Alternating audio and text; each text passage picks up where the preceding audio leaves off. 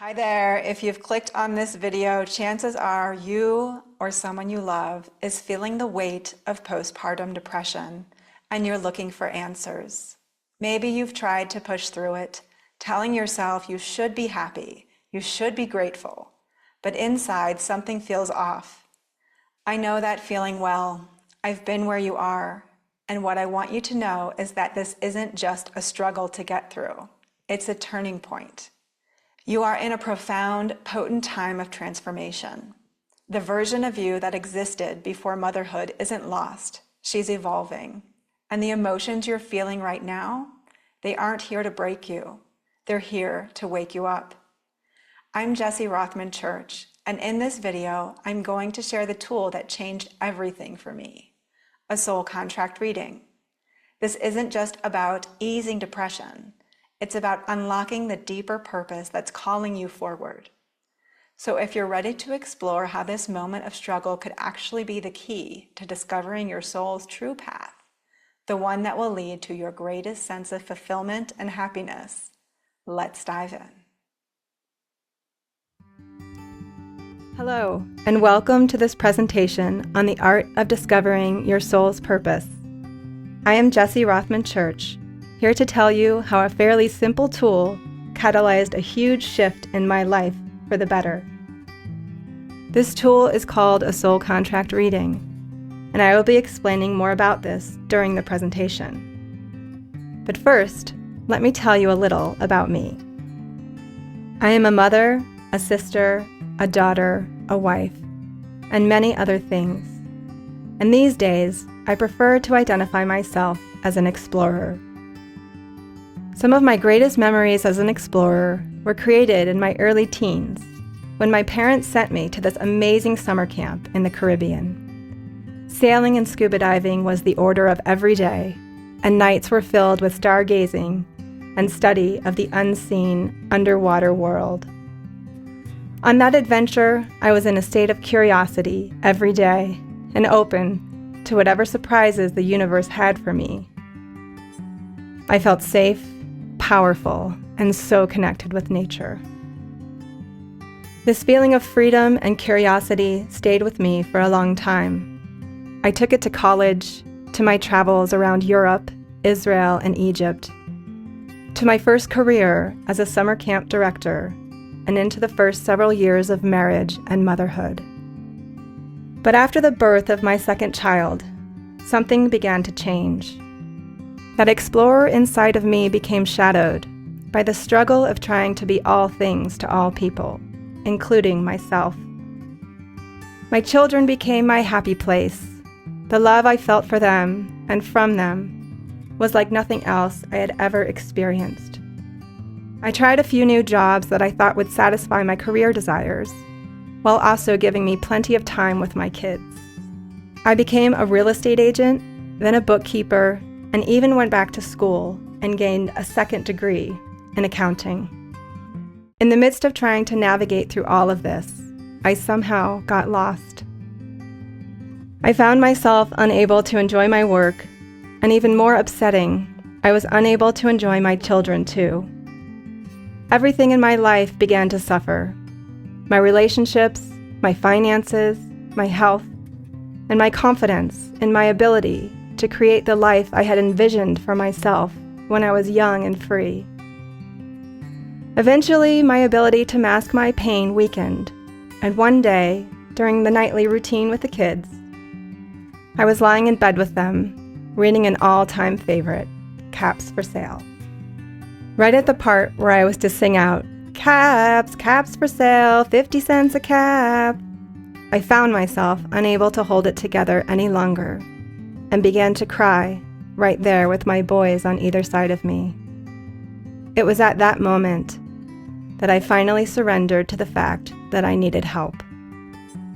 I started with a mainstream conventional treatment, counseling, psychotherapy, and eventually pharmaceutical medication. While these methods worked to ease my depression, they were by no means a cure for what I was feeling. Although I wasn't feeling so sad anymore, I wasn't feeling happy either.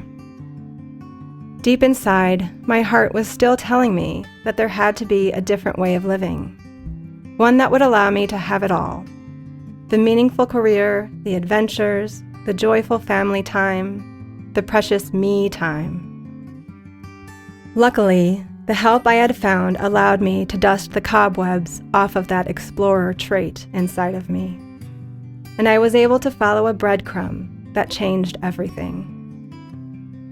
I was on the phone with my younger brother one day. He was telling me how he kept seeing repeating numbers everywhere, sequences like 333, 555, and 1111. Just for fun, I started Googling to see what others had to say about this phenomenon. I came across a link to a podcast called 1111 Talk Radio and started to listen. The episode was an interview between the host, Simran Singh, and an author named Nicholas David Nunn. He was talking about the book he had written, Your Soul Contract Decoded: Discovering the Spiritual Map of Your Life with Numerology. In this episode, Nicholas was explaining how parents could decipher the soul contracts of their children to gain a better understanding of their behavior. This concept was extremely intriguing to me, so I purchased the book and started to read. The body of work begins with a pronouncement that up in the cosmos, or whatever you'd like to call the world before our world, there is a long line of spirits, or souls, waiting for the sought-after opportunity to come down and play on the earth in a physical body. It explains that when our souls, or spiritual selves, get to the front of the line, we go before a sort of council, or group of soul guides, to discuss what it is we would like to focus on in this lifetime. The council records these decisions on a sort of artist's palette, shaped in the form of sacred geometry. A multi-dimensional star tetrahedron, known in some teachings as the Merkaba, with Mir meaning light, Ka meaning spirit, and Ba meaning body. This geometric structure is represented in one-dimensional form by the six-pointed star. So as you discuss your plans for this lifetime, your guides help you to paint, so to speak, the energies of your intentions on each point of the star. This palette, once complete with all of its colors or energies of your agreed-upon intentions, becomes what's known as the spiritual map of your life. Then it's time to put this plan into action, and you do this by choosing a name. Since everything is energy, as Albert Einstein confirmed for us, the soul contract system explains that the vibrations of the sound of your name actually work to create the energies in your physical experience. So once you and your guides agree on a name for yourself, you then look down onto Earth, choose your parents, and telepathically let them know what it is. You may even choose a few different names to give them the illusion of free will. Even the spelling of your name is important, because the decoding process shows us that when you match the letters of your name to their corresponding letters in the Hebrew alphabet, and then to numbers, we can now, in the physical world, decipher your original intentions when you decided to come to Earth in the first place. This decoding process involves some simple math and is said to produce the same interpretations if used with the sacred language of Sanskrit in Indian Vedic readings. The downward-facing triangle carries the energies of the first part of your life, when you're focused mainly on the physical aspects of your experience. It includes your karma, which in this system does not mean punishment, but rather a challenge. Your karma is a quality you're here to work on. Then you get to choose some talents, those traits that will assist you in overcoming your karma, and some goals, those driving forces behind your desires. Then, at some point in your life, you move from a mainly physically focused experience to a more emotionally or spiritually focused experience, whose aspects are reflected in the upward-facing triangle. For the majority of us, This happens somewhere around the age of 35 to 42, where many have the so-called midlife crisis, or dark night of the soul. This can, of course, happen sooner, after a life-changing event, or later. It all depends on the individual and their exercise of free will. These energies combined then make up the predominant themes in your life, and if understood and mastered, will lead you, ultimately, to your soul destiny or purpose. When I first learned about this system, I got very excited. As a straight-A math student, I knew I could follow the process to decipher my chart. I had a basic exposure to the Hebrew language from my time at Sunday school and my trip to Israel. I was even introduced to the concept of Hebrew numerology there, back in my 20s.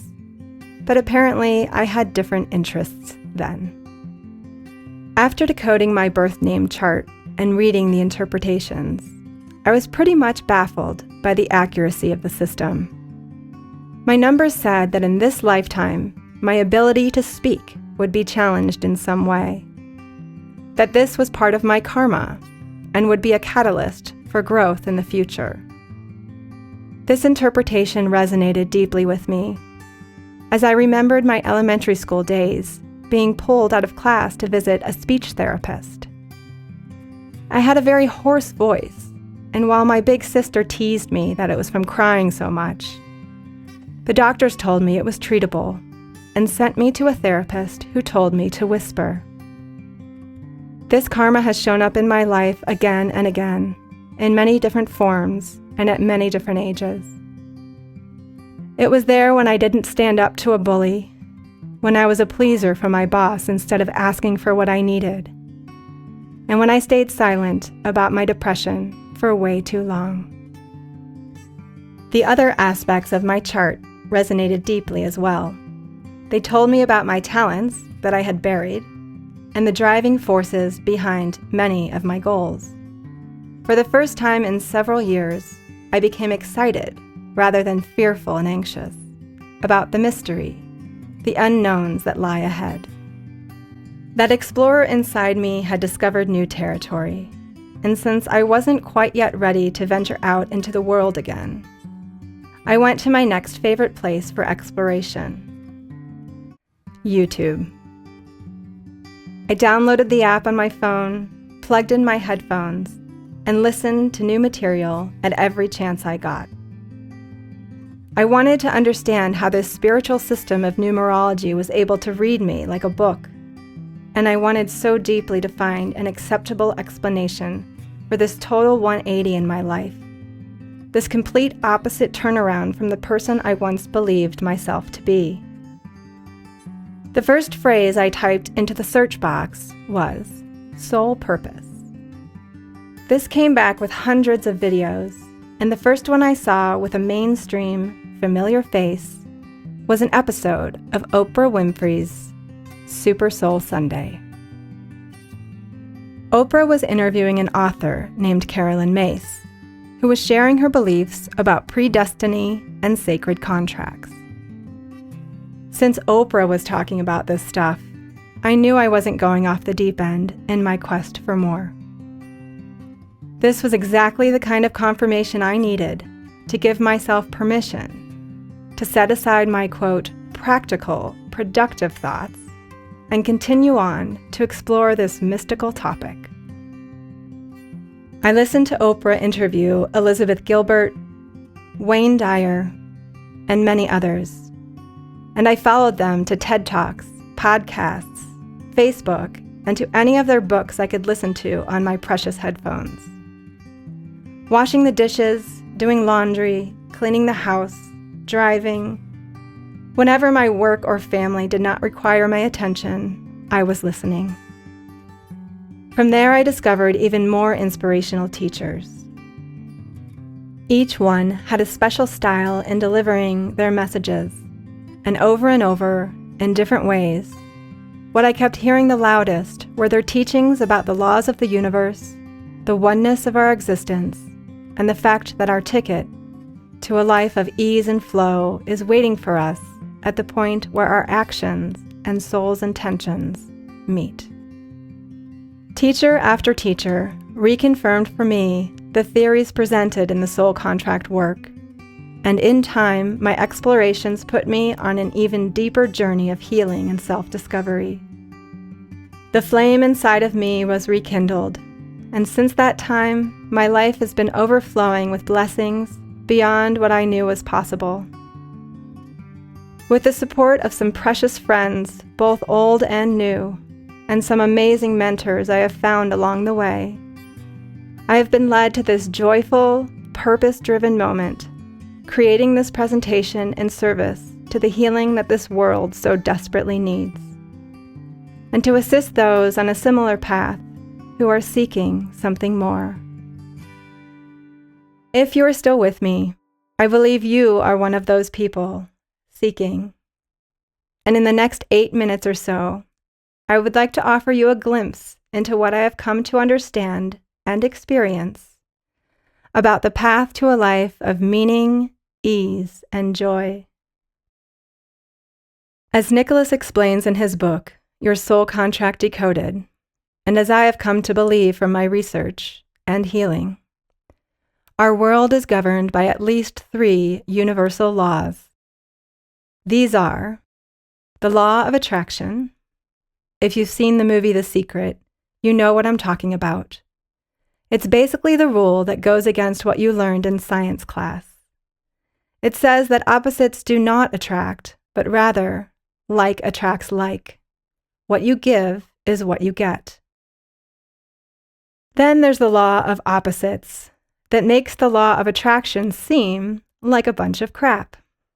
The way it works, however, is it brings you the contrast, the opposite of what you want, so that you can get crystal clear on what you do want and build an even stronger desire and focus to get it.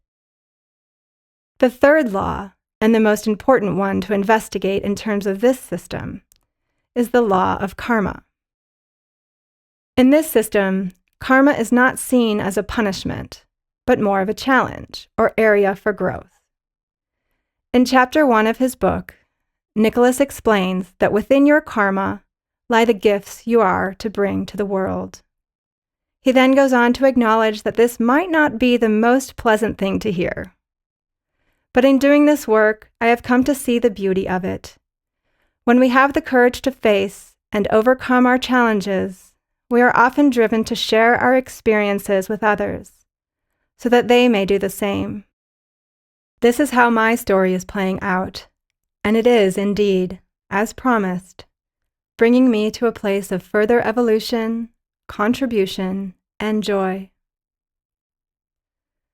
So in discovering the spiritual map of your life, you find a new sort of power to overcome your karma. Remember, identify with, and express more of your talents. Achieve those goals you set out for yourself prior to coming here. And ultimately, if you're driven, to manifest your deepest desires, your soul's purpose. So how does this all work? Well, you start at the beginning with your karma. Some common themes are unworthiness, disempowerment, and guilt or shame.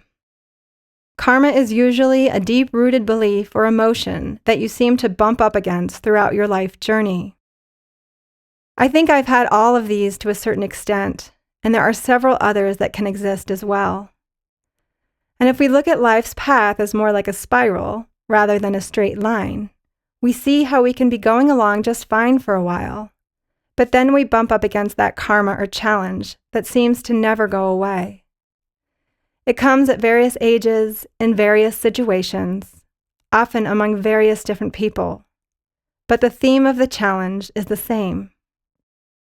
If we're lucky, at some point, we are able to bust through the karma and reclaim our wholeness as divine, worthy, powerful beings. And on the other side of that karma is a much lighter, more joyful life experience. The question is, how much life will we have left once we get to that easier path? If we are able to do it sooner rather than later, a whole new way of being will open up to us, and life will begin to flow with more ease, more joy, and more peace. So if you've made it this far into the presentation, you might be coming to the realization that there's a choice to be made when it comes to a person's well-being.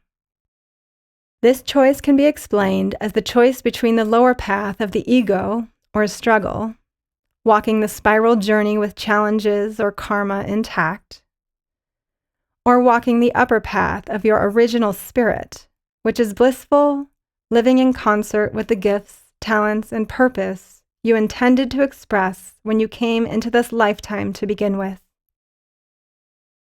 While this looks like a fairly simple choice on paper, I can assure you it is not. Taming the power of the well-meaning ego takes some strength, some conviction, and some determination. But if we choose this journey and succeed, even in the slightest, the benefits are immense. So why am I here?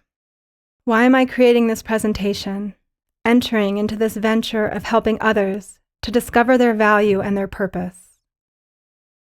Is it for the sense of success, achievement, satisfaction, and maybe even some sort of completion of a goal? Yes, it is for all of those reasons. But most importantly, I am here because I believe in a world where struggle and fear are concepts of the past, and a harnessing of our true power is the force that drives us toward peace, prosperity, and perpetual happiness. So then the question becomes, how do we harness our true power? And I've come to understand that we do this by getting into alignment with our soul purpose. The word alignment has been defined as a position of agreement or alliance. The Online Business Dictionary defines it as a linking of organizational goals with an employee's personal goals. In this case, imagine that your ego-driven self is the employee, and your soul is the organization. Your soul is meant to be the leader, the guiding principle, and your personality, or your ego self, is the staff member that can carry out its wishes, and in doing so, shall be heftily rewarded. When these two aspects are in alignment, you are walking the path of your higher self. And not only does this bring more clarity, fulfillment, and joy to your life, you experience your power by partnering with the magic of the universe. Just as a flock of migratory birds receive an extra boost of support when flying in proper alignment, when we live in alignment with our purpose, the laws of physics do not discriminate. The universe begins to make sense again, and we are uplifted and generously supported by the laws and the beautiful magic of the universe. Thank you for joining me on the journey of this presentation. My wish for you and for all of humanity is that we find the path that connects us with our true power, and in doing so, evolve toward a more compassionate, peaceful, and joyful existence. I hope you've enjoyed what I've shared about how a soul contract reading transformed my life. My intention was to help you see your own challenges as invitations to step into the life you're meant to live. If you want to catalyze your transformation and start aligning with your true calling, let this be that perfect moment you've been waiting for. Book a free soul purpose activation session with me now. The link is in the description below. Imagine waking up with clarity, confidence, and a deep knowing that you are on the right path. Click the link below for your free session with me now. Your next level of transformation awaits. I'll see you there.